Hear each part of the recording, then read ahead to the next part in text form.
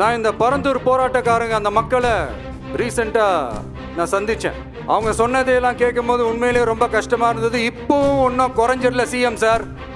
சாதி மதம் கடந்து தங்களோட குடியிருப்புகளை, விவசாய பூமியை, வாழ்வாதாரத்தை, நீர்நிலைகளை காப்பாத்த ஒன்னா நின்னு போராடிட்டு இருக்கிற பரந்தூர் பகுதி விவசாய பெருங்குடி மக்களை தயவு செஞ்சு நீங்க நேர்ல சந்திச்சு பேசுங்க.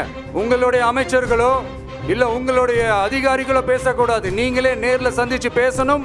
அந்த இடத்துல விமான நிலையம் வராதுன்ற உத்தரவாதத்தை அவங்களுக்கு நீங்க கொடுக்கணும்.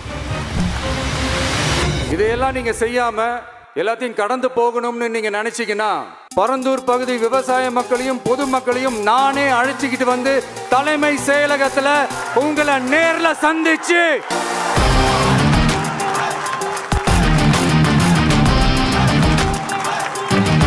உங்களை நேர்ல சந்திச்சு முறையிடுற நிலைமை உண்டாகும். சட்டத்துக்கு உட்பட்டு எல்லா வழிகளிலும் உங்களோட உறுதி அளிப்பேன். அதையும் மீறி அப்படி ஒரு சூழல் வந்துச்சுன்னா நான் ஃபேஸ் பண்ண தயாரா இருக்கேன்.